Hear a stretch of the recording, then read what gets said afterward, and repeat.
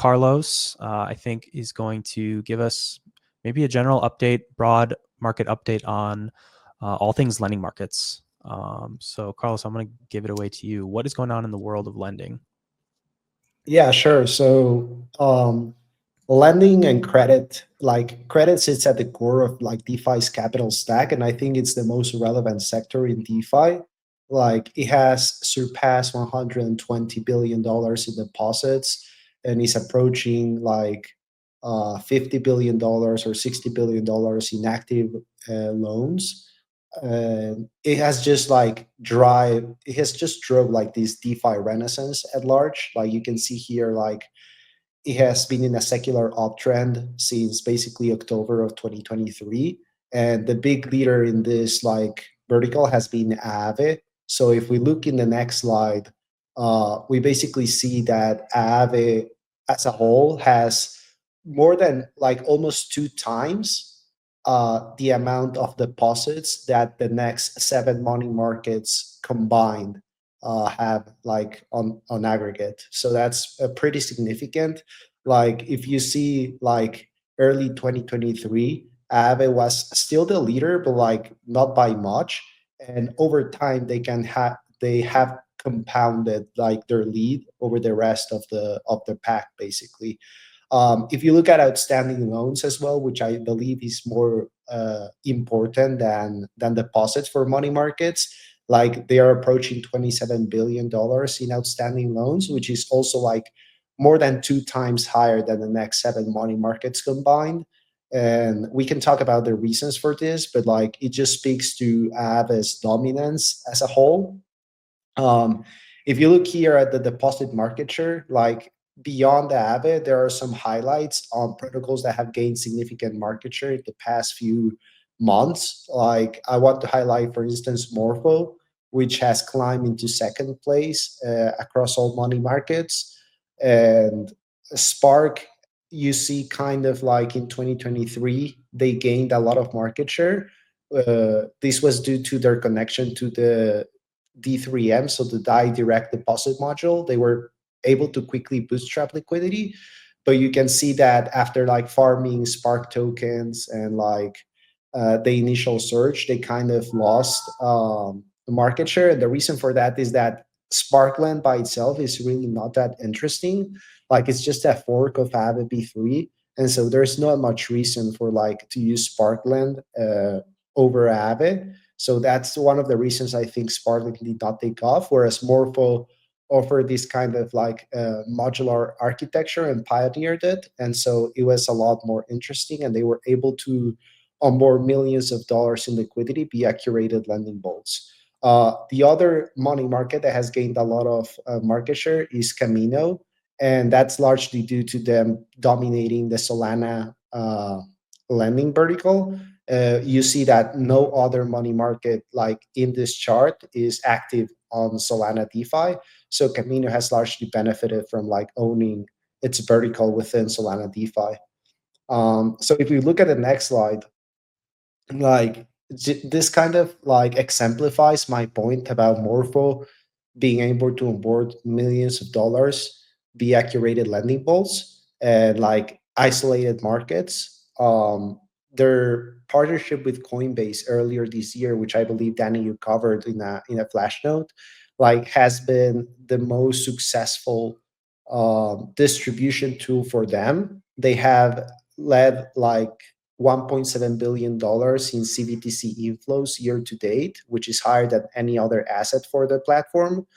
And that has also driven USDC liquidity higher on the platform. And you can see here that when the CBTC deposits kind of took off, you also saw USDC liquidity rise on the money market, and that's been beneficial for them to climb onto second place across all money markets. And one interesting thing that I will note about Morpho is that they are beating they are beating Aave on base. So they are the leading money market on base, which I would argue is the third most interesting ecosystem after Ethereum L1 and Solana. One other thing about Morpho, which I think is interesting, is that Felix, which is one of the leading money markets on Hyper EVM, is using Morpho in the back end. So uh, Morpho is kind of benefiting from like capturing, yes, Coinbase upside in the base ecosystem, but it's also like you also capture upside in the emergent Hyper EVM ecosystem, which if you ask me which are the three most exciting ecosystem outside of Ethereum L1, I would say Solana, Base, and Hyper EVM, just in my opinion. So in Morpho is like gaining upside in two of those. So that's very interesting. If you go to the next slide, I want to highlight Euler because it's been the highest growing, the fastest growing money market year to date. It was starting from a very low base, but like Euler V2 has been highly successful in attracting certain kinds of assets, specifically like yield bearing stable coins and USD denominated assets. So the most successful market for Euler has been the usual stability loan market, which has driven $730 million in deposits and almost $350 million in active loans. And you can see here that utilization is super high, almost 100%. And the reason for that is that they are leveraging like Euler's hook architecture.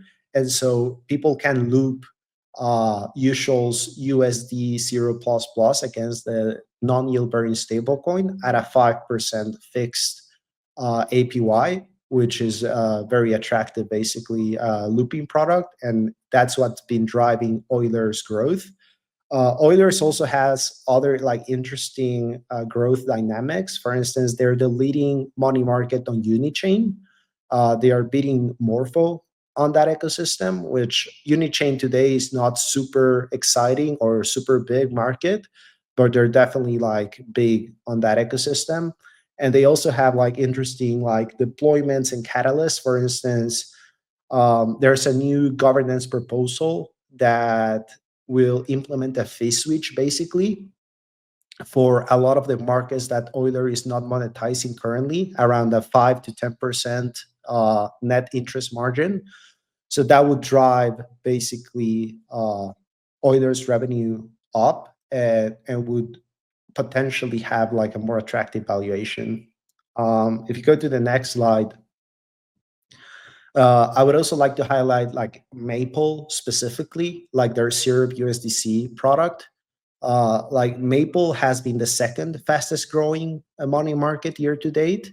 And the Syrup token has also performed quite well along with the Euler token.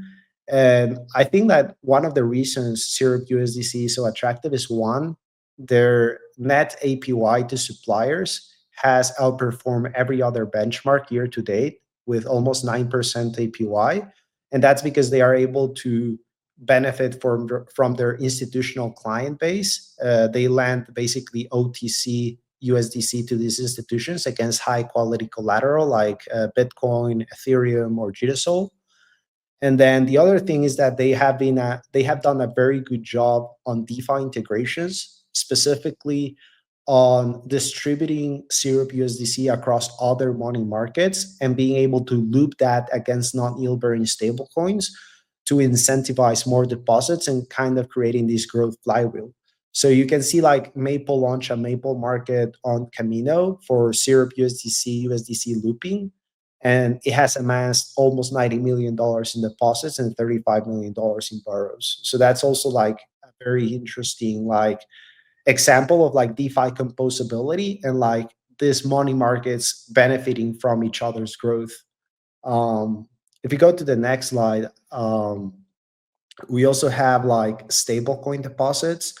What I would highlight here is that Aave has kind of widened the gap against other money markets in recent months.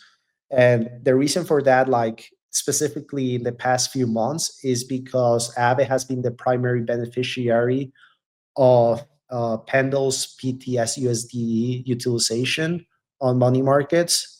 We've all seen like Athena's growing stablecoin supply, like surpassing $10 billion. And Pendle is kind of like being a primary beneficiary of that on the PTS USDE market, and that is being looped on Aave against non-yield bearing stablecoins, and that's what has been driven the stablecoin liquidity the past few months. The other thing is because Aave has this liquidity mode, these large players can come in and borrow large amounts without a spike in the borrow rates. So that has also been favorable for Aave because you cannot really have like institutions or these whales coming to other money markets and borrow huge amounts without a spike in borrowing rates. And that's why Aave has kind of compounded their lead.